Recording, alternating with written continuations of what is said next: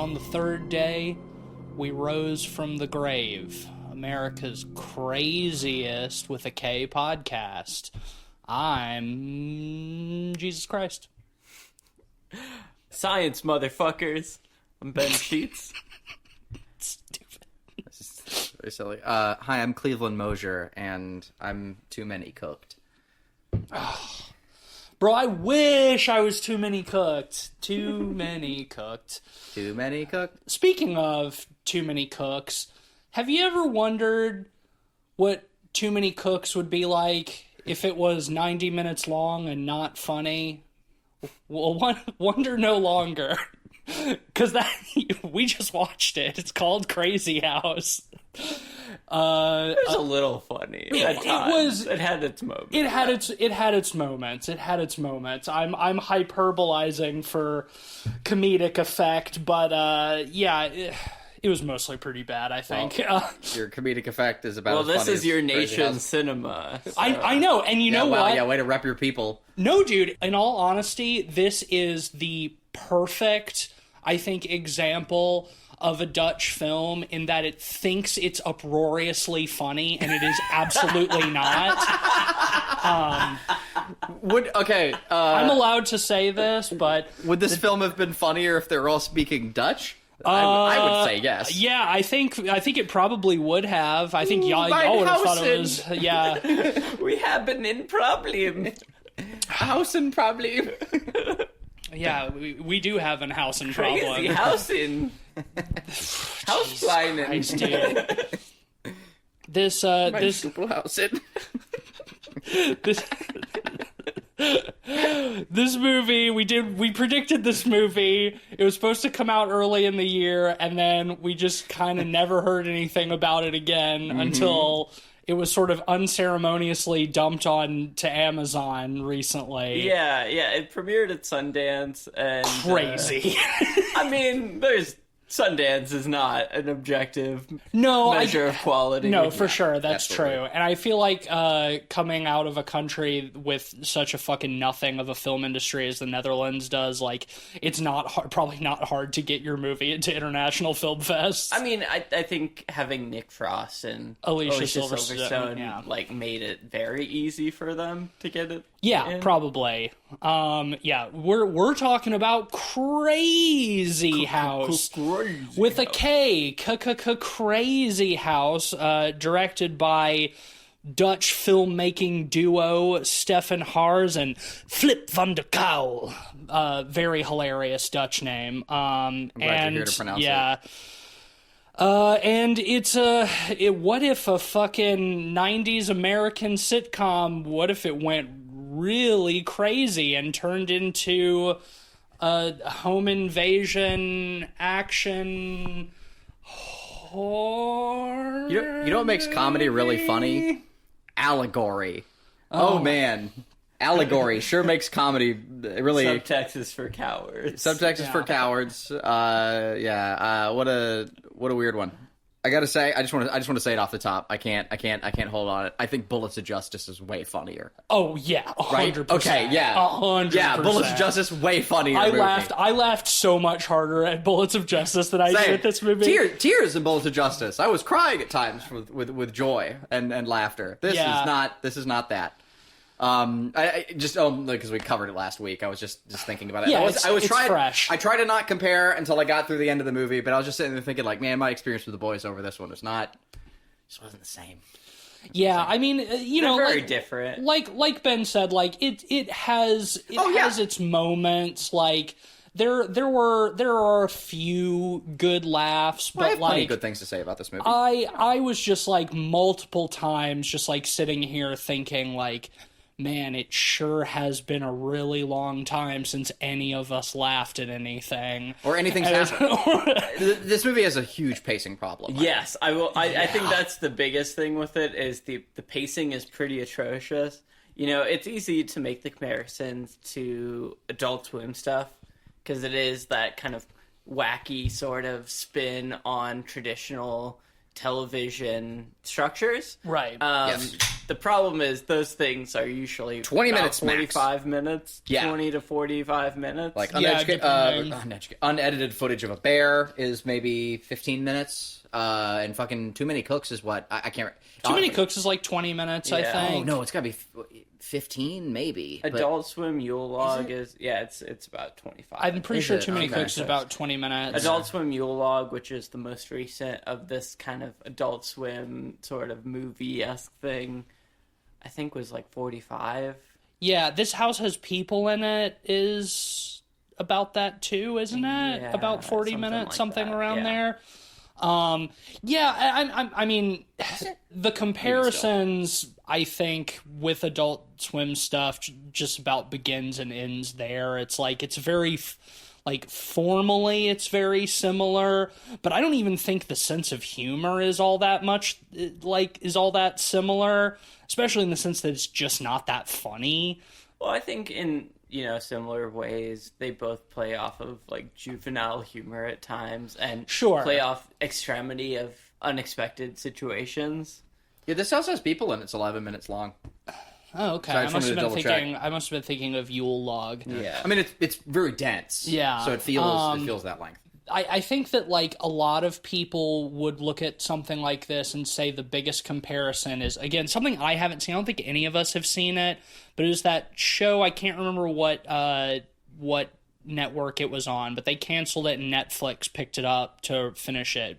Kevin Can F Himself or whatever, with Annie Murphy in it. It's Never basically it's the same premise. It's a show, but it's like, on one side it's like happy goofy American sitcom style about this goofy guy and his friends and stuff and his wife, but then when he leaves and she goes out of the room, it changes to be like more dark and cinematic. Oh, I and have heard she that, It yeah. switches from Cute multi-cam on paper. sitcom to single cam kind of mood again. and it's about like how much she hates her like her typical like domestic life with all of its like misogyny and how much she hates her husband and blah blah. I've not seen it. I've heard good things. I don't know, but this movie is that basically. Yeah. It starts out as a spoof on a 90s American sitcom. Family Matters is the big one that comes to mind for me. Explicitly Christian, too. Yes. To mention that, like, they're literally named Oh the my Christians. god. Which is fine, but... Whatever, but, like, Yeah, it's there's not really any real Christian sitcoms. No. Well, I mean, that's the thing. I'm It's okay with like, for something that's trying to be a spoof on America and American culture, this is like very distinctly made by non-Americans. Yeah. And like, as Americans, those details like really stand out. Like, I feel like it is trying to be a riff on like the sort of like intensity, but also hypocrisy of like the particular American brand of Christianity and Protestantism, The nuclear family, all of this stuff, and it wants to sort of like poke fun at that, but in a very sort of like juvenile, iconoclastic way that I don't feel like has been like pertinent to American culture in probably 15 years. Yeah. This movie felt like something that should have come out in like 2010. The whole time we were watching this, I'm like, I just kept feeling like, what year is it? What are we doing here? I was okay with it at first. Like, on paper, I think this idea is fine. I don't think it's original. I don't think this movie has... It's certainly not that. Like really much of any original bone in its body. Anything that I really have great praise for it, I could probably point at another film that in some capacity has done it better. But even still, I do have praise. However, to me, I think the best example of all is Bernie's Visions of Christ. The first one, kind of cute. I was like, okay, can't wait to see where this goes. By the third one, man, what are we doing? Like, they just keep going back to this bit, but, like, by the third time he's appeared, very little has still happened. and we're just still kind of reiterating the same premise. But Cleveland, don't you get it? It's like rule of threes. Like he's appeared for the third time. Do something crazy with it. And it's like it's not until like the fourth or so. Don't you get it? That's the joke, though. The joke is that Christians believe in God, but when bad things happen, God doesn't do anything to save them, and that it's all just ultimately empty platitudes. You get it, Cleve? Sure the do. joke of the movie is that Christians are stupid. And that's why it feels like very 2010. It's like, look, I'm not fucking like going to bat for Christianity. I'm not a Christian. I wasn't raised Christian. Like, I have no sentimentality for that kind of thing. But this kind of like joking at like how dumb Christianity is, it's trite to say it now, but it feels Reddit. It feels Reddit atheism. Like this is like Reddit atheism kind of humor. Well, it's funny and because I don't find it offensive, but I do find it like dull. Well, I'm gonna. You know what's funny is I'm gonna use this opportunity to quote Carlin quoting Warhol. Comedy is getting away with it, right? I could really give a shit about, like, much like you, like, about the themes, about what they're trying to say, and I don't really care if, like, the theme is inevitably, oh, yeah, like, Christians are, when things go south, like, Christ isn't there. Like, whatever, I don't give a shit about that, just as long as it's funny. Right, like, exactly. Yes, well, right. It's funny, man. Like land the joke. And the problem here is that they make such a meal out of it that by the time we get to it, like, frankly, the punchline is decent. When he finally does, like, fucking, what is it, 40 minutes into the film? I think that's when you checked. It was around then. But, like... That was an hour. Yeah, that was an Jesus hour Christ. into Yeah, the an movie. hour in to this very simple premise. When Bernie finally he snaps. finally snaps, and, like, he's up on this big cross. We'll explain it, whatever. He gets angry at Christ for not doing anything and just appearing in visions, and he stabs him in the head with his... what's 9-inch nail. Yeah, with his with the nail, with the with the crucifixion nail. Yeah. He has to become Christ because Christ isn't doing anything. Yeah. So he has to literally become Christ. Aside, I don't care. Like the impact, him hitting Christ in the head with the nail. At least it looked funny and was cool. But man, it would have been it would have landed so much better if it had happened fucking half an hour earlier, if not 40 minutes earlier. Correct. And again too, like the alien bit, cool. They have a cute puppet in it. They have an elf. They're doing a Cheddar Goblin. Cheddar Goblin is so much fucking funnier. And Mandy was like, what, 4 or 5 years ago now? Again, I get the bit, and like again too, I even think like the beats of that bit isolated are good. They're sure. You know, like, so again, for context, the kid smokes meth for the first time. He sees a goofy alien. It's cute.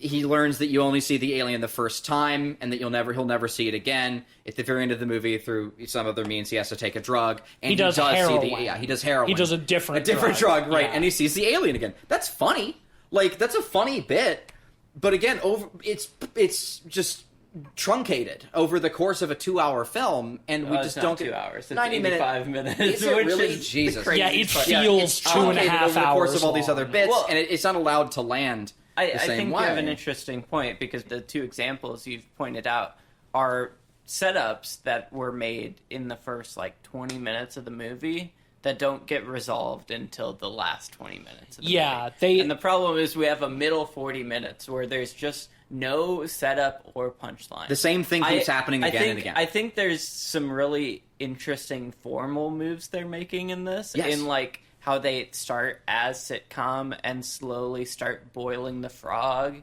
and start ramping things up. Yeah. But once they complete the ramp up of the sitcom and turn essentially the multicam sitcom structure off and go to kind of, you know, traditional movie style, more traditionally 16 cinematic. by 9 aspect ratio, it's about 20 minutes in, right? Is it that soon? I feel like it's longer than that. I feel like it's more because, like 30. The next 40 minutes, I would say, are just repetitious, like... Yeah, my sense of time is way off with this movie. Like we've mentioned, the pacing is pretty atrocious.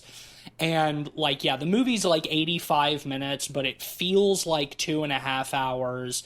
And yeah, when he finally gets down off the cross and snaps, where, like you mentioned later, Cleveland, like, I hit the controller so we could see how far into the movie we are, and it was like an hour and 4 minutes in, and there's 20 minutes left in the movie.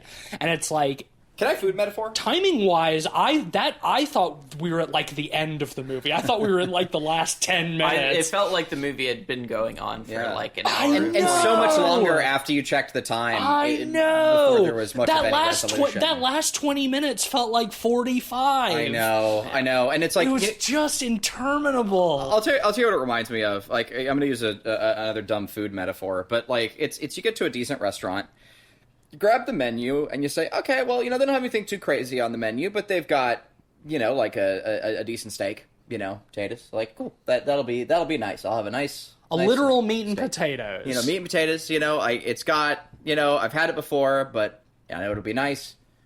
Fine. And the rolls come out, and the steak is coming. And then they just don't fucking deliver the steak for an hour. Like, that's this movie to me. Like, they just keep it coming. Like, and they take. And forever. by the time it gets there, I'm so full of bread, I'm not even hungry anymore. Right, It's like, right. And that's the thing. Is like the steak finally gets in front of me. We've had all this bread, and it's like when shit finally. I want to feel something here. Like there's some good squibs. There's some fun payoffs. They do a lot of neat practical stuff. I love how they treat the set. That's all cool. But it's just it's too late. Like I'm full of bread. I've been here for an hour. By the time it actually got to the crazy stuff, I was just ready for the movie to be over. I was just over it. Yeah, and again, I think it's a matter of pacing missteps and misunderstanding kind of the formal approach that you're taking. Right, like I don't love how they start with sitcom and then just abandon it completely. Yeah, no, I agree with you. Same. They should go back and forth through the entirety of the film. I think that's what's so fascinating about, using different aspect ratios and using different formal approaches. Because you have different sort of realities, right? You have sitcom reality, you have reality, 16 by 9, and then you have widescreen, Bernie sociopath. Action movie. And that's great. Yeah. Big fan of that style choice. But again, like the problem is they don't jump between each other as much, and they don't interplay with each other as much as they could. Enough. Instead, they go from one mode to the other without kind of interacting with each other. There's a little interplay in the middle, but nowhere near enough. And the problem with like the difference between like quote unquote reality and then like crazy Bernie action mode, the only stylistic difference between that is they make the action mode, they slap a letterbox on the screen and they make it widescreen. That's it. Like otherwise it's shot the same, the lighting is basically the same, the cinematography is not any different. So it doesn't really feel any different when they just change the aspect ratio. Like, I feel like there should have been a middle ground, and exactly like you said, there should be a constant interplay between the three that accelerates. It should be juggling the tone. Like, while we're all over the place, the plot details of this movie are so uninteresting, I don't care about it. But one of the biggest laughs I got in the movie, I think any of us did, is a joke at the end, towards the end, that comes so out of left field, like when Bernie picks up the gun and they're having the shootout, and he turns and starts shooting, and we cut, and the sitcom audience is still there. It's so good. And all the cameras and stuff, and he just mows them down. It's very, very funny, and by the time we got to that point in the movie, I had forgotten about the sitcom aspect almost entirely. And I think that could almost the work. laugh track, right? Like, and the laugh track, yeah. Well, it's like it can almost work because it takes you by surprise, but like that moment was such a like bright point in this otherwise like totally fucking to me, like that moment is exactly dull like that move. steak at the end. Like that's the bit where it's like, dude, that's like a That's it's a like Blazing Saddles bit. It's like that's the funny stuff. Lean into that. Like, the formal elements of this film are the most interesting parts about it. So make that the shining star of the film. And they just don't. Like, they just shift from the sitcom into real life or whatever, and they go into action mode a little bit, but it's fucking boring. It's like, I forget, like, by the time I'm that deep in the trenches, like, I've forgotten about the sitcom stuff. So I had forgotten there was supposed to be a studio audience, you know? Yeah. Like, and it's like, yeah, the surprise kind of makes the joke land, but I think it would have landed without it. It's a funny bit. Yeah. Well, again, it's Blazing Saddles when they fight and they crash through the set. And then suddenly they're in a dance routine, right? Right, Yeah. like it's the same idea, you know. I mean, literal like fourth wall break, which is cute. And also, to be clear, I think that they could have made that joke still land the way I'm framing it, where like it is a surprise. Even if you made the movie shorter, I still think that you could have still done that to great effect over the course of like 10 minutes. Like, that's enough time to forget. Like, you don't need 40. And my last bit about the pacing, before we maybe get into some of the minutia and like some of the technical bits that I really like, is that it's satirizing sitcom shows that are 30 minutes. Right. And it's 3 times that length. And I understand and that, feels 6 that, like, times that oh, length. we're adding so much to this formula, but also, modern audiences, like, take in pacing differently. And like, that's the play. Again, I haven't format. I haven't seen it, but on that Kevin Can F Himself show, like, I'm pretty sure they're 30-minute episodes, and the whole thing is that it's constantly going back and forth between, like, the sitcom reality and, like, the AMC, like, gritty crime drama Breaking Bad reality. And that, like, that there's constant interplay between those tones. Yeah. And, like... Which is cool. And again, I don't know how successful it is in that show, but, like, that's what this movie needs. Well, and also, like, you think about something like Too Many Cooks, which is a great example, and it's playing off of audience expectations of this is how long an opening sitcom credit crawl should be. Right. And extending the duration beyond that is a source of comedy, but it's also a source of a lot more. Horror and tension. And you can play with that in something like this, where audience expectations are 22 minutes, but you go beyond that. But the thing is, like, they don't really explore the formal elements of sitcoms outside of laugh tracks and, like, camera angles. Like, I would love to see cut to commercial break, fade to blacks, and, like...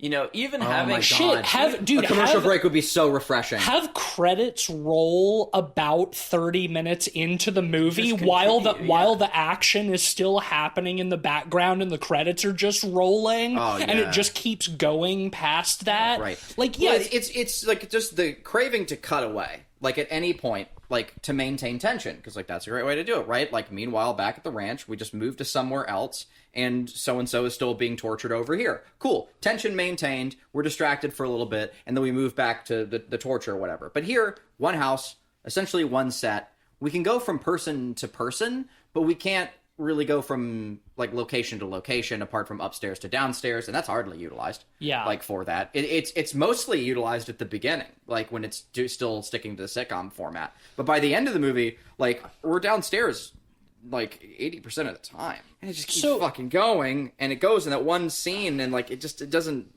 change up the pace any. It's just tension of people pointing guns at each other, and like that gets old. So, I mean, without watching interviews or reading interviews or whatever, like, determining artist's intent can, be tough. But what my theory is here, this movie is... And these filmmakers are less interested in exploring and satirizing the form of American sitcom itself than they are in using American sitcom as kind of this platonic ideal of the American nuclear family. Right. As a medium for allegory. Exactly, as a medium for allegory, and that's why it is not interested in playing very much with those formal elements outside of like a few specific moments, because it's not trying to do that. It's trying to say something about family. Like the villains in this movie, the Russians who come into the house, are a family, right? Like it's an old pervert and his two weird sons, you know, and they're on the run from the law, and they're looking for something in the house, and so they take the family hostage. And like, as it's all going on, like Bernie's family, they all like the Russians more. Like his wife doesn't love him anymore, and she starts getting the hots for the old Russian guy. And like, kind of funny. The son wants to be friends with the younger son, but the younger son thinks he wants to be boyfriends. So is it gay? Is it not gay? Ha ha ha. You know, the daughter she's awkward and has braces and wants a boyfriend. So the nasty older son, you know. I love the introduction of that. I actually really fun. I do actually think some of that. Yeah, I actually do there. think some of that stuff is actually some of the more consistently funny stuff is like cutting between like the like American family's face, like when they see the Russian guys, it like zooms in on just these like deadpan, totally like deadpan, like schlubby, like gross dudes, nasty haircuts, haircuts, and like at first too, I really liked the Red Scare, like commie panic stuff with the Russians and like the dad's perception of them. But by the end, I don't really. That feels hack. That feels fucking hack too. Yeah. No, the whole thing falls apart. I mean, and I think it's playing with that kind of shallow American stuff, you know, but not digging deep enough. Like, you know, I think the reason we find the camera angles and stuff so funny when they show the love interest element is because, again, it's playing off of formal elements. Yeah. And I think, like, you're totally right in like artist intent. Like that's who knows, almost definitely what they're trying to do here. But I think it's a missed opportunity because 100%. Like, beyond satirizing the American family, by putting it in a sitcom form, you're also satirizing like how the American idea is sold to the American people. Right? You're peddling the American nuclear family, Protestantism, whatnot, through sitcom in reality. So why not, you know, lean into that a bit more? Because, like, that's what you're going for, obviously, with the themes. Yeah, I don't think they have anything to say about that. Like, again, I think it's just packaging. And that's another reason why this feels like quintessentially Dutch to me, is that, like, the Dutch love to be superior in regard towards Americans. I mean, obviously, like, Amsterdam as a city is a huge, like, tourist destination for, you know, people from all over the world, but lots of Americans, you know? Mm-hmm. So, like, lots of Dutch people, have, at least in the city, have interactions with the worst of that America has to offer, you know? And so they like to be very haughty. Americans are stupid kind of thing. And like that is what this movie kind of feels like it's just doing. I mean, they really play up the stupidity of Bernie, our main character, played by Nick Frost. You know, they start with him being... Man, he must need a fucking paycheck. What's going on with him and Alicia Silverstone? Yeah. Why are they in this? Why do they need to be in this movie? I feel like Nick Frost has been in a ton of, like, weird B movies lately. And, like, weird direct-to-streaming TV shows. He's great, too. Yeah, he's great. I love Nick Frost. And I mean, I think these... And I think his performance in this movie is quite good, too. Well, I mean, like... I thought it was funny. Like, it's very broad, and with the material that he had to work with. You're going into kind of what Tease was talking about with dumb American stereotyping. Yeah. Where, like, they play up the dumb dad archetype of sitcoms, but they basically make him seem like he's developmentally disabled. Yeah. Like, to put it politely. Yeah, wearing a bike helmet all the time. not having front teeth, having veneers, and Yeah, big goofy dentures. He's got a terrible fake sounding Southern accent, which later in the movie, once he snaps, they just abandon and they just have Nick Frost do his regular voice. Hear me out. That's funny. You know what's not funny? Like, okay, for setup for the audience. Yeah, like you said, he has a Southern accent. Go around talking like this or he's doing a the Forrest movie. Gump. Yeah, dude. Yeah, and... But he's got big fake teeth, too, so he's got big buck teeth to go along with it. Aren't Americans stupid? I love Jesus.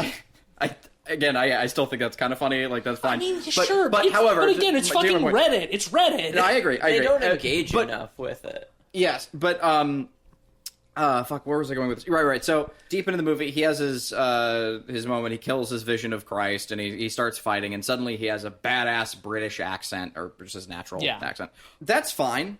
It made us go, oh, I guess he dropped the accent now, that's cute, or whatever. But then, a ways past that, I don't know, 10 minutes later, his wife says, why do you have the accent After all the action is over, at the end of the movie, she's like, where did the accent come from? He's like... Oh yeah, no idea. And to me, it's like don't call attention to it. Like it's funnier, just not just don't say anything. Yeah, it's like on the last episode with the Rob Justice's sister inexplicably having the mustache. Like even they have the horse sense to not explain it. Well, they don't explain it here either. They just say. Yeah, they make the joke that they're not explaining it in both. I think in Bullets of Justice it's a little bit funnier, but in both instances. I think that it's way ballsier and way funnier to just not address it at all. Yeah. Calling attention to it is cowardly. I agree. Yes. Yeah. When you're making those kinds of like weird formal decisions in something, like yeah, you shouldn't don't call attention to it. Explaining the joke when you're making fun of stupid Americans, but you still feel the need to explain your comedy that's fucking stupid. Is pots and kettles, man. And it's like, look, I walk in both worlds, right? Yeah, you are a Dutch walker. I'm the day walker, and like, look, yes, Americans are stupid. Correct. I own that side of myself. No disagreement. Also, Dutch people, not funny. So, when you're trying to clown on Americans being stupid, you kind of just come off as dumb because you're not clever about it. And that's what this movie is. Do better. I agree. I want to jump back to the formal elements really quick because one of my favorite things about this movie is... the transitory periods between forms. I think there's some really cool things they do when Bernie is sort of starting to snap from sitcom mode, and they do a really cool sort of circular lighting thing where the light circles around him. Mm-hmm. I agree. I think that looks sick. It's really woozy, and we almost get a Snorri Cam direct follow as he's running about. You know what kills me too? That shit looked so cool. It was such a neat setup, and the setup is the style. The payoff is just the situations occur. We don't get anything like that surreal again. I think that's it's the coolest stylistic thing. It feels interesting. Because I agree, I think they're sick. It feels interesting in contrast to the sitcom-y stuff, but yeah, then again, once the movie just becomes that, it loses all of its novelty. Well, because it doesn't even become that. It becomes just the letterboxing changes. Yeah. We don't get those cool effects with all the we get a little bit when he's angry, but the lighting play and all that stuff doesn't really. They don't really do much with that. It's transitory. But the problem is we don't jump back and forth, so we only get it really in one small section when they're going from one to the other. Yeah, that's true. When he goes to talk to Jesus in the mirror, I'd love when his he's hand over the candle. Yeah, it's they keep setting up him having this big rage, but all that ever really comes out of it is he gets kind of angry and charges at one of them once. I was really expecting him to do a super brutal kill in the movie, and I mean, he does use the Virgin Mary. Yeah, but just really tasteless. I mean, not to be. I mean, that's fine. That's the point. I Oh, guess. well, It's when he shock comedy, shoves the but- little statue of Jesus up the dude's ass. Yeah. That, and now he says Jesus is inside of you.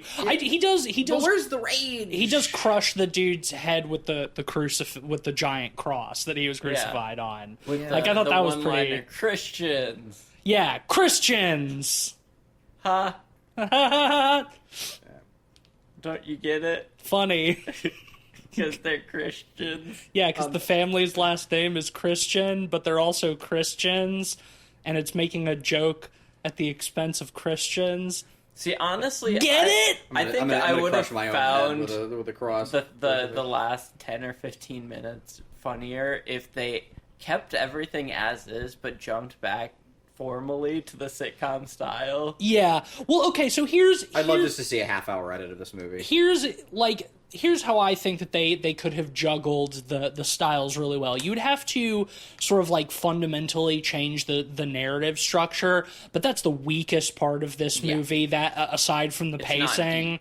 So I think that's fine. But I think the way you do this, okay, so we've sort of glossed over a lot of stuff, but the premise is like, goofy American religious sitcom family. These weird Russians come into their house under the guise of handymen to like fix some of Bernie's like clumsy shit that he's broken, and they just end up staying for like a long time and just like tearing the house up more and more under the pretenses of like fixing it, because they're looking for something. They're looking for money that one of them hid in this house years ago somehow.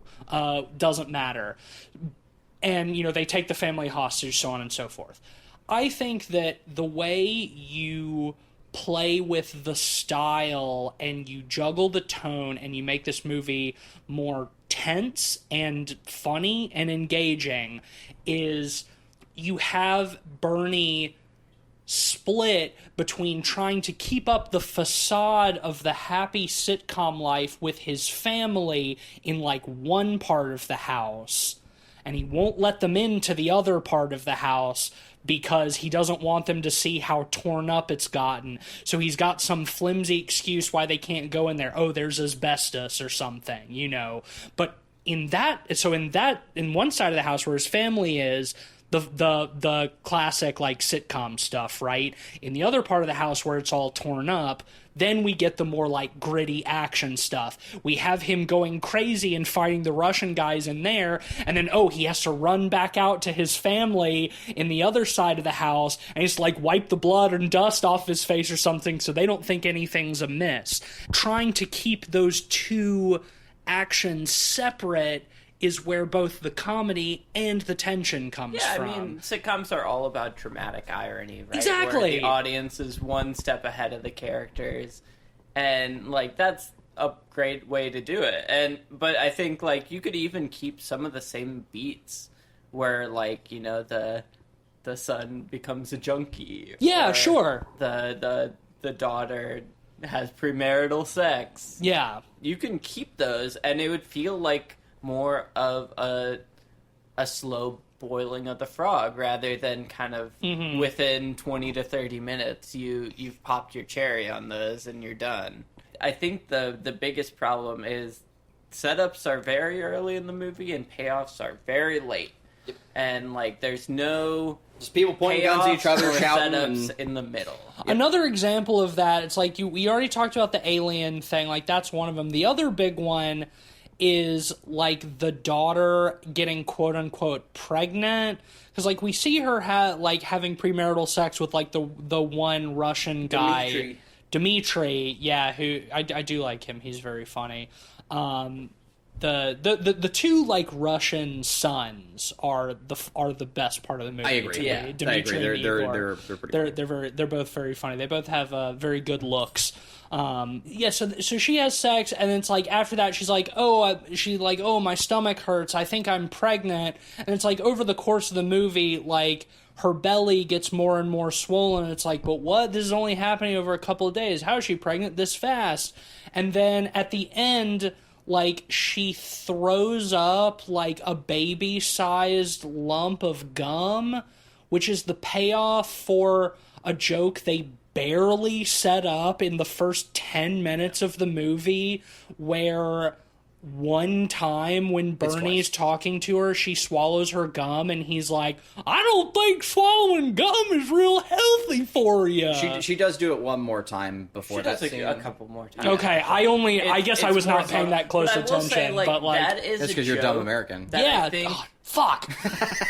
True, I'm a dumb American and I'm an unfunny Dutchman. Yeah. Shit! You missed the subtest. Yeah, you're a day shitter. You shit in both worlds. I have the worst of both. Yeah. I'm gonna fucking kill myself. I think that's a joke, though, that would work way better if it was structured like multiple episodes of a sitcom, right? Yeah. Sure. Because then you don't really understand the durational element between episode to episode. You can assume, like, she's more pregnant because maybe more time has passed. They do a passage of time thing with, like, pulling the pages off the calendar. Yeah, they go a whole week. And, of course, the last one is on... Also, little chuckle was it starts out on Holy Sunday. Yeah. And then he turns it, and it's Holy Monday, Holy Tuesday. Yeah. And that's kind of... It's a decent sight gag. It's cute. Yeah. Silent Saturday. And then there's Silent Saturday. No, it's just like to the same point that y'all have both been making about like something that they set up very early in the movie and then kind of forget about and then pay off at the end when you've already forgotten about it. Too little, too late.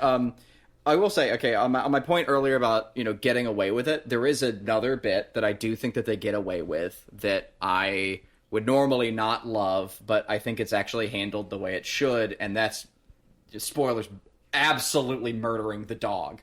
Like, I thought that was pretty funny. Yeah, like, again, dog owner, I had Piglet, I covered her eyes so she wouldn't see. But they have this, the beautiful, like, golden retriever, nuclear family dog. Angel. Angel. And, at one point, as the Russians are trying to find whatever's in the wall, the dog goes into the walls, and after an eternity, the dog finally comes back out with, like, after scenes. Yeah. The dog comes out and it just has a rat in its mouth. The evil Russian dad gets angry and shoots the dog, and it's just this, like, spectacular bit of puppetry where it's clearly just, like, a very stiff puppet, and its head just explodes. Mm-hmm. And it's just this geyser of blood. And it's really funny. Like, murdering a beautiful golden retriever is, it's against the sacred, the profane. Like, and again, they get away with it because it's just so delightfully fake. They keep cutting back to, like, the dog carcass, and again, it's just like a stiff, upright, sitting dog on its side. At one point towards the end of the movie, like, I think Bernie is, like, running at somebody and he steps on the corpse of the dog and a big spray of blood comes out of the neck hole. It's funny. I will say, like, I'll give him that. The dog is actually pretty good. One of the things to this film's credit is we do have multiple exploding heads that are all quite good. Yeah. Like when the police officer comes in, like, early on. That's a bit of payoff that I think the movie delivers right when it should have too. The police officer's head exploding is great. Though I will say the one thing about it is it's once we had switched to cinematic cam, I kind of wish that was sitcom. That happened. We got some of both. Yeah. Well, I feel that. I feel like that would have been a good moment. That, like, the cop walks in, his head explodes, and then we're in cinematic mode. We get the audience cheer when he comes in. Yeah, right. And then boom. Yeah, that would have been funny. Mm-hmm. Or vice versa, too. It's all cinematic, his head explodes, and then we cut to, like, the cute world, and he's, like, dead on the floor, and the audience goes, aww. See, either way, it's good. Yeah. Just, it really would have been nice, that bit of spice. They should have kept the audience reactions during the more cinematic stuff. I think that would have been a fun way I think it's craving the shift there. If you've got the shift, it's fine. Like, I mean, that's fair. Yeah, I guess keep the style intent clear. I guess I'm just trying to find ways to punch up this fucking turd. Cut down. You don't need to punch. Like, again, there are some big punches, head explosions, like big impacts, and comedic setups with payoffs. It's just that just again, half hour cut of this movie would be great. Yeah, maybe. Like, it'd be just fine. Still not the best thing in the world, but like again, some of those bits would have landed much better. Yeah. Well, I mean, We've been saying this whole episode falls into the same issue as Adult Swim Yule Log, which I looked it up and it is 92 minutes. I was gonna say, yeah, I thought that was a full length film. But isn't that meant to be like played in the background or something? I haven't seen that one. No. It plays with the structure at the very beginning. Yeah, you're just watching the log. Yeah, but it goes very different places Like quickly. an unedited footage of a bear is kind of similar. Yeah.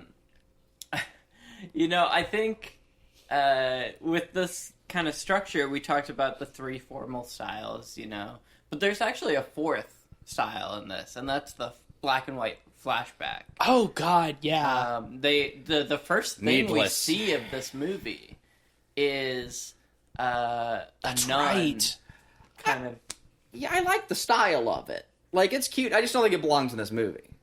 Like, I just think it's a waste. Like, I don't really see the point of personalizing those characters. Like, the idea is good, right? You have... Sorry, I really kind of cut off your bit. But, like, the idea is good, right? Like, you have these archetypical evil Russian characters. You have this archetypical nuclear family. And as we switch to realism... We get the real elements of who they are. We characterize them a little bit more. We make them more than just cardboard cutouts, and suddenly we're feeling real feelings for these fake characters. That's fine. That trope is played with all the time. But here, you hear that whistling in the hallway? Yeah, that was loud as hell. Yeah, damn. Anyway, I wonder if that picked up on mic. Yeah, I wonder. The ghost. Spooky. Yeah, that's right. That's right. Anyway, that convention is common and I think a great practice. However, here the flashbacks for the Russians is just more kind of conventional trope. Like, it's just more of the same. Like, oh, they're evil Russians. That's the reveal that the evil Russians are evil. That's their backstory. I don't fucking care. I just don't care. No, why would you? It's tropey. Like that's... Look, if they'd given them real human backstories and made it's like, oh yeah, it's the Red Scare. They're actually just regular people, just like the Christians or whatever. Cute. Still done, but at least there's a little bit of texture there. But what's the fucking point? What do you think, Ben? I don't know. I kind of like how demented that stuff gets a little bit. The flashback shows that the nun and the dad character had robbed a bank or whatever. Mm-hmm. And in the car ride, she just has a baby in the middle of it, which I thought was kind of funny. Yeah, and they put the baby in the bag full of money. Yeah, and they're on the run from the cops. They're being chased, and they stop at the Christian house. And she runs in and hides the baby. And as she's coming back, she gets shot up. What I like about it is, right after that, we get the reveal that they have brought in the excavated mother, who was dug up from the grave. The exhumed mother. Yeah. I mean, even though, they bring in a large bag the size of a person, and they say, don't touch the bag. It's an asbestos bag. Yeah. It says asbestos on the front of it, which is fun. Yeah, that's cute. There's one part in the sitcom bit where Bernie's trying to dust it with the feather duster, and they're like, do not touch the bag. Yeah. And... but yeah, I do actually think it's kind of fun how demented it gets with exhuming the mother. Yeah. And bringing the dead baby into the picture. Yeah, that they find the when they shoot the dog, it hits the organ, because they just have a full-size pipe organ in the house, which is... he loves Christ. Yeah. That's kind of cute. That's a funny gag. Yeah. And, after they shoot the dog, money is flying everywhere. And I thought, while the dog was in the walls, did it eat a bunch of money? Yeah, is the dog full of money? Is the dog full of money? Which is so funny! I think that would have been a funny bit. Yeah! Because the dog comes out with a rat in its mouth. It's the dog has been in the wall eating shit, and it just ate a bunch of money. But no, it's because they hit the organ behind the dog, and the bag of money was in there. But yeah, then I'm sorry, that's nowhere near as funny. Not nearly as funny. Yeah. But then, they're looking in the bag, and then there's the mummified corpse of an infant on top of all of the money, and it's whoa. That stuff is it's fun, but it also kind of feels a little bit like them trying to be like, ooh, we're so edgy, No, right? no, Like, this is the what year is it shit for me. It's like, ooh, so... dead baby comedy. It's like, for what? Well, yeah, it's the dead baby jokes is like the same, pretty much the same era as like Reddit atheism. Yeah, I know. Like, yeah, Well, I mean, I absolutely. think that's what like they're really aiming for with a lot of the comedy in this is like extreme juvenile humor. Like, not only do they reveal the mummified baby, later they set it on fire. He sets it on fire, and they're tossing it around like a football. Yeah. And it's like, yeah, again, it feels... Yeah, I mean, it's juvenile. It's like, I don't have a problem with juvenile humor. You know, we bring up I Think You Should Leave on the podcast all the time because it's such a funny show. But it's like, that is like very dumb juvenile humor. But this is like juvenile humor from 20 years ago. Like you know? I think you should leave, like, still subverts like social conventions in a unique and interesting way, right? Like, it's juvenile, but it's like, it's a guy at a work meeting who acts like a toddler, you know, and everyone else is still an adult. Yeah, and, who's like, hot dog in his sleeve. Yeah, he's hiding and a he hot starts dog, choking on it, you know? It's like, good, and like, it's like, but like here, it really is just the dead baby joke, and that's it. Like, there's well, it's less like, again, dimension this there. stuff... Which is why I like your... This stuff was novel 20 years ago. Yeah. But, I mean, yeah, this movie feels like... I think it would be a lot funnier, again, if they played with that in the sitcom format, right? Like, yeah, the extremity of it. Them tossing around a flaming baby if it was shot as, like, a... Ooh, look out! Like, yeah, it was shot like a sitcom. Like, yeah, that would be funny. Yeah. I think the extremity works in something where it's unexpected. The fact that it's shot like a cinematic action movie at this point of the film really undercuts it. And, like, you lose the humor of it because it doesn't feel as extreme. I think, you know, another example is the son getting addicted to crack or meth. Mm-hmm. And, like, at points, it's funny at the beginning because it's playing with the sitcom style.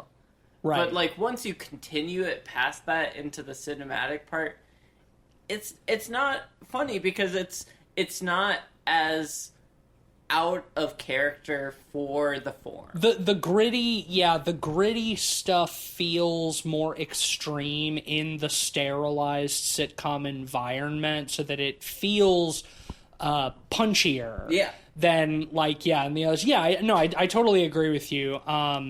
Another, like, little quick thing that annoyed me that really felt like a prime example of them, like, clearly not having any, like, Americans read this script before they made the movie is that, like, at one point early on they put on the football game. It's Sunday, so we gotta watch the big Sunday football game.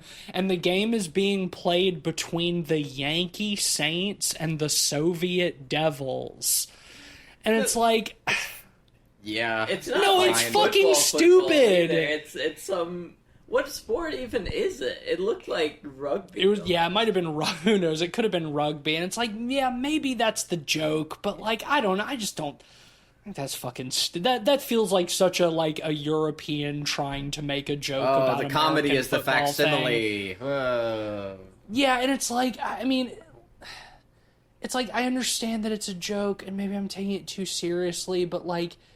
In what reality would an American football team be called the Soviet Devils? Like, not even in, like, a fucking sitcom reality, you know what I mean? It's like, it's just, like, it's a fucking, it's stupid. We can move on, but I thought it was annoying. One thing we haven't mentioned that I think does bear mentioning is, like, obviously the big recognizable actors in this movie are Nick Frost and Alicia Silverstone. All of the other actors, all Dutch, all doing terrible American accents. I guess, like, a number of them are quite famous, like, actors in the Netherlands, like, not actors that anybody outside would recognize, but I was, like, kind of looking through their stuff and I was like, okay, these people are actually kind of famous in Holland. But the only other non-Dutch actor in the movie, aside from Nick Frost and Alicia Silverstone, is the actor who plays Jesus Christ, which is actor and director Kevin Connolly, director of Gotti. Director of Gotti, star of Entourage. Yeah. And Isn't he Turtle in Entourage? yeah. No. Who did he play? Eric Murphy in Entourage. Yeah, I haven't seen enough enough of Entourage to know, but no, I know Kevin Connolly. Also, he's in The Notebook.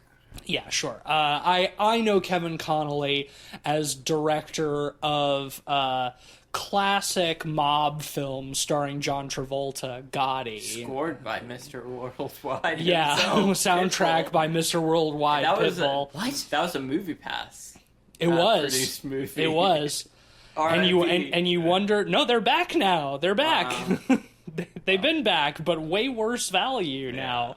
And you wonder why they went bankrupt in the first place, funding and producing classic films like Kevin Connolly's Gotti. If you want to control New York City, you gotta have control of the 5 boroughs.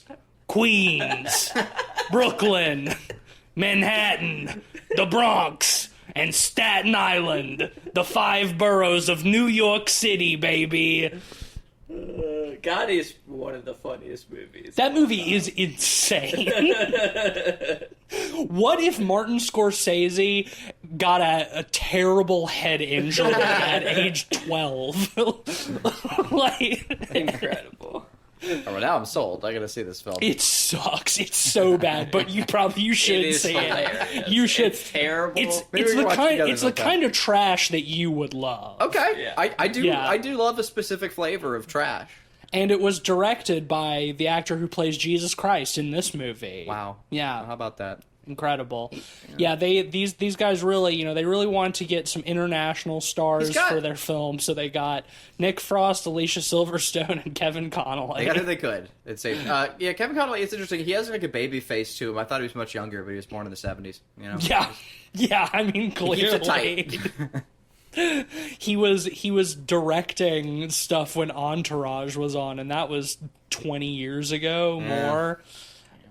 At this point, another reason this movie feels stuck in the fucking past. Yeah. Kevin Connolly, I won't talk shit on Alicia Silverstone. I do like Alicia Silverstone. She's not working with much in this movie, I must say. But also, it's like, when was she really popular? It's been 20 years, you know. Yeah. I liked the gag of the light falling on the sun near the end. I thought that was funny. Yeah, I think it's the last funny thing in the movie. Oh yeah, when the stage light falls on it again, like making jokes with like the formalism. It's like, and at that point, it's like, yeah, we're fully out of sitcom territory. So yeah, when the stage light falls on him, it hits him on the arm, and just like and he screams. Tears his arm open to the bone. Yeah, and he screams like a girl. Yeah, they do it in just like one wide shot. Yeah, that is a funny gag. Yeah. And they do bring the sitcom style back for the credits. Too little, too late. I do think that bit's kind of funny. It's like they're all standing around the sink. There's a weird fucking before I get to that, because this reminds me, there's a weird fucking joke in this that again feels very like 20 years ago, and it's like they kind of set it up earlier in the movie where I don't even remember the context of it, but one of the characters says like, that's why women belong in the kitchen or something like that, and like it sort of felt like, okay, they're like, maybe making a jab at, like, American kind of misogyny. That joke comes around the time when reality sort of starts to feel like it's unraveling, so it's like, oh, okay, just full-on chauvinism has made its way it feels into the sitcom. but then at the end, like, once they've, everybody's dead, and, like, they're getting back, and, like, things are getting back to normal, it's like Alicia Silverstone, like, goes into the kitchen and puts on rubber gloves and starts like scrubbing the sink, and like the whole house is like destroyed and everything, so haha. But then like Bernie says something like, isn't nature beautiful or something like that? Like nature is healing. Yeah, and like nature is healing or something like that. It's like, that joke landed very awkwardly for me. Like, it didn't feel like a joke. It just felt like misogyny. And it's like, I'm not one to like... That's fine if it's funny. Movies aren't real. Yeah, like, again, their morals, I don't give a shit about. It's a movie. You can get away with it. I have my own morals. Like, fine. You can get away with it if it's... You can get away with saying anything if it's funny. Do. But no, exactly. Yeah. Like, yeah. I was just like, what is this? Like, what was that? That was weird. But yeah, okay. To get back to what I was saying, like they're standing around the sink when the sitcom thing is back, and they're treating the daughter's bubblegum homunculus like it's like an actual baby. Bubblegumunculus. Bubblegumunculus. And like a Star Wars character. Globe Shadow. Yeah, the Globe Shadow. But while the credits are rolling, they're all standing around. I do think it's funny, like, at one point, like, Bernie, like, drops the baby, or, like, loses his grip on the baby, just kind of, like, juggling it around. They're all like, whoa! I thought that's kind of funny to, like, have in the background while the credits are rolling. Another weird thing the movie does is, like, almost rickrolls you. I mean, they pull their punch, and it's, again, what year is it? Yeah, again, what year is it? But if they're gonna do that, I would have appreciated it more if they just followed through with it. Yeah. Like, so, like, he, after, you know, they kill everybody, it's like he walks off the set. A Rick Astley reference. That's it. It's lame. It's super lame. He walks off the set and he, like, turns the studio lights on, and he goes and he talks to his family and, like, oh, I love you, family. He's like, I'm never gonna give you up. I'm never gonna let you down.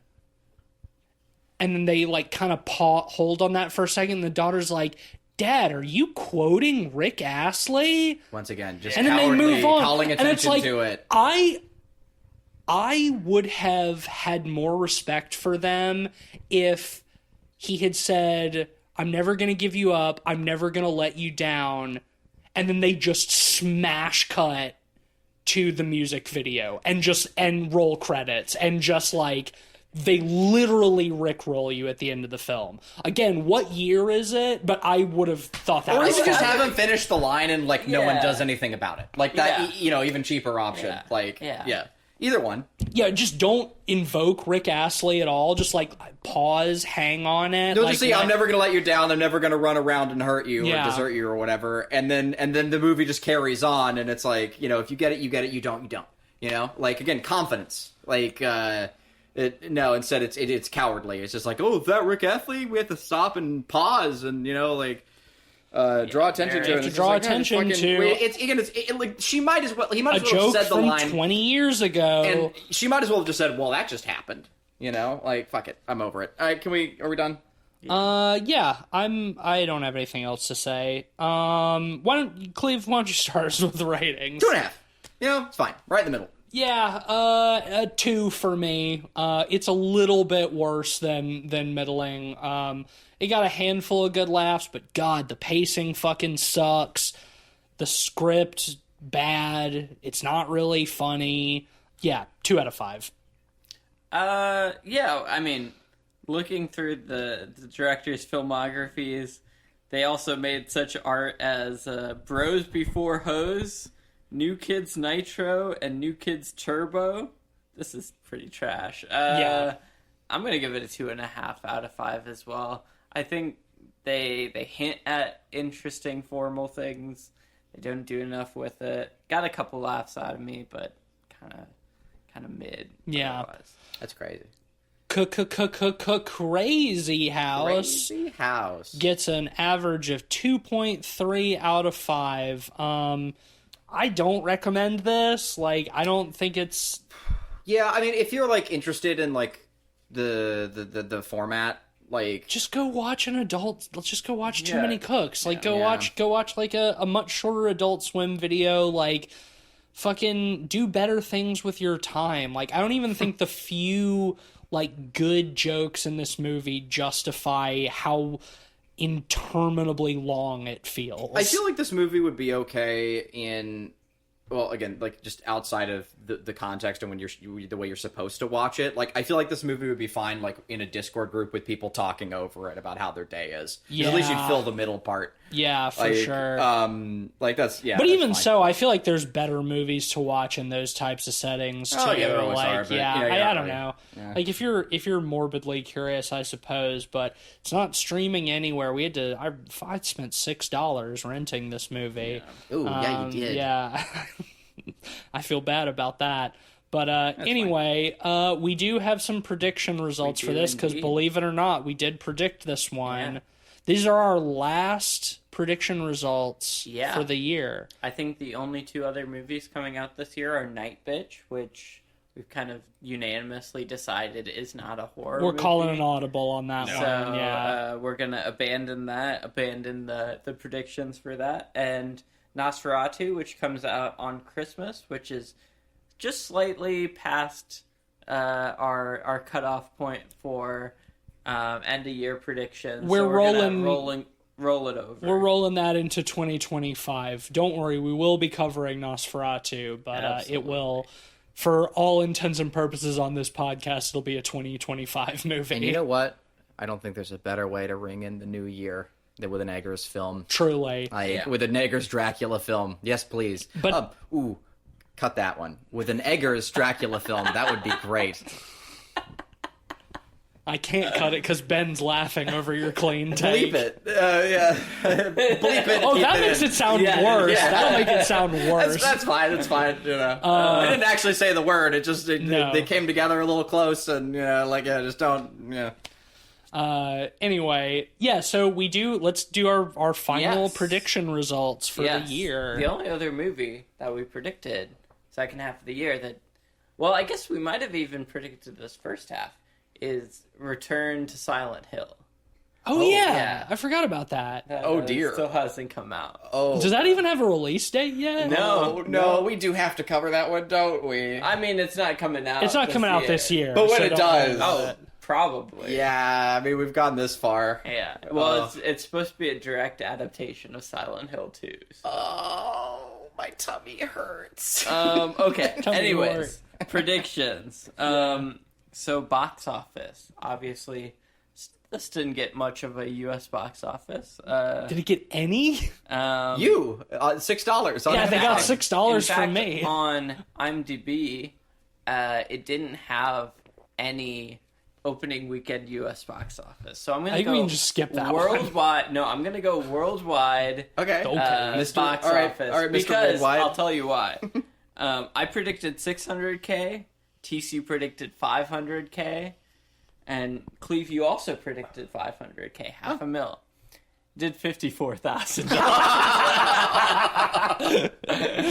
So I think using that is fine. Yeah, we Whatever. predicted 10 times what it actually did. And we Compared still to our other predicted predictions, less. we went low. Yeah. For Rotten Tomatoes, I predicted 78. TC predicted 72. Cleve, you predicted 75. Currently, it's sitting at 22. Oh! I still get it, but off by 50. Jesus Okay, that's Christ. That's the critic. What's the audience? I want to know what the audience score is for Krazy House. Keep going. I'll look it up. It can't be much higher. Yeah, I doubt it. In terms of collective rating, I said 3.2. TCU said 4, and Cleve, you also said 4. You get that one. so I get Man, that one. we all over predicted. I think we liked the premise, and we liked the idea that we liked Nick Frost being in it. Yeah, well, and playing off the formal elements, I thought playing with sitcom stuff yeah. was fun. It doesn't have an audience review because not enough people have rated it yet. I mean, Yeah, dude. that Well, makes because it didn't get a sense. theatrical. Yeah, it didn't it didn't really get get a US 54 theatrical grand, release. and Yeah. like, Damn. it's not on any streamers. I don't know if Yeah. I look, especially I didn't, as many problems I had with the movie, I still, I wouldn't wish it to do poorly like that bad, but, I do. I don't care. Maybe that'll teach these motherfuckers to make a better movie. Damn. I don't know. Yeah, and then in terms of who rated it highest, Tease, you and I both said it would be me. Cleve, you said it would be you. We both gave it 2.5, so we all of us or none of us get points. Yeah. I don't Chances have out. comments on this one because I forgot to plug them in here. But Krazy House. Krazy House. That's it. Well, that's it. Those are the final scores are in, but we're going to hold off on revealing the winner for a couple more weeks because we do still have a couple more films to watch before we get to our catch up. Speaking of, next week is going to be another Patreon pick. This is a pick from our honorary podboy Micah, and the pick is... I forgot. Remind me. Disappear completely. It disappeared completely from your mind. Yeah, new Just movie. then. Did you say that it got a theatrical release this year? It's listed on IMDb and Letterboxd as 2022, but It I was know one of those nothing about festival this movie. release movies in 2022, but Okay. only got streaming U.S. availability this year. This year? Okay, so we're considering it a 2024 movie? Okay. I know nothing about this movie. Me I either. have literally never heard of it. So Distant bells. Yeah. Going in completely blind. I mean, I think if there's any distant bells from this, I think it probably earlier this year Micah said y'all should check this movie out, and then added it to the Patreon picks list. So so this is going to be a surprise for all of us, totally blind going into it. I don't know jack shit about this. So join us next week for our review of Disappear Completely. Will we love it? Will we hate it? Will we fall somewhere in between? It's guaranteed to be one of those three things, so find out which. Until then, if you like the show, hit us with a 5-star rating, leave us a review, like, subscribe, follow us, whatever you're listening on, whatever the button that you push to get us into your feed every week. Then Hit that button. That. You can hit it with anything. Yeah, you can hit it with The choice is yours. With your fist, with a hammer, with a huge crucifix. Any implement, really. Yeah, hit that. And also, speaking of hitting things, hit on over to patreon.com/podpeoplepod. Hitting on over? Yeah, hit on over. Hitting on over. Hit on over to Patreon and Shit on over and hit the button to give us some money every month. And if you do, you'll get various rewards depending on how much money you give us. So, most importantly, Papa's love. yeah, exactly. And Papa's love.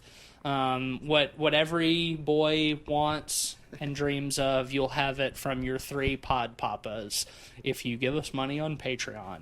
Shout out to our honorary pod boys, Sam, Zach, Micah, and Mitchell. You are all worthy of the pod papas love, and you have it. And we kiss you tenderly upon your foreheads. 3 blessed kisses from your 3 pod papas. Last but not least, you can follow us at letterboxd.com/podpeoplepod, where you'll find a list of all the films we've talked about on the show with our average ratings and links to those reviews. I didn't really plan a recommendation, so I'm just going to go with something that I liked last night. At the time of recording, we did a movie night in the Discord, and we watched Frankie Frico, the new film from Steven Kostansky of Psycho Gorman fame. Much tamer film, but very, very funny. I laughed a lot. Really enjoyed it. Lots of fun puppet action and multiple cameo voice appearances from the Red Letter Media crew. So always fun to hear that. Great movie. Won't be in my top of the year, so that's why I want to shout it out now, because it's worth seeing. Yeah, well, you know what's really crazy? Yeah? Krazy Taxi. Oh, dude, Crazy Taxi. In particular, I'm going to shout out Crazy Taxi 3. High Roller. Oh, okay. It came out for the Xbox, and they add elements beyond the original Crazy Taxi formula. You can jump with your car, you can drive up skyscrapers, and it's Crazy Taxi 3 High Rollers. So it's set in Vegas. Hell yeah. So yeah, check it out. You can find it, you can emulate it. It's fun. You know, tangentially related to this film, when you and I were in Amsterdam a couple of months ago and we went to that arcade that you found, they had a Crazy Taxi machine, but unlike every other Crazy Taxi machine I've ever seen in every other arcade, it did not have a seat. You had to stand up to play it. That's the craziest part. That was crazy, yeah. It was nuts. I did play it, and let me tell you, trying to switch between a gas and brake pedal while standing up, harder than you might think. Crazy. And it made the Crazy Taxi experience all that crazier. Those crazy Dutch motherfuckers. Cleve, you got anything for us this week? You got a crazy recommendation? Surreal for sure. I recommend kind of ground things down at the end of the podcast and ground ease us beef off into the sunset. No, I recommend that nice ground beef. You already did a recommendation. Sorry. Shut the fuck up. Let me speak. Are you speaking? I am, and I'm going to recommend to you that wonderful feeling when it's cold outside and you've got a nice dog at your feet to keep you warm. Well, that's it. In this crazy world we live in, it might never be cold again.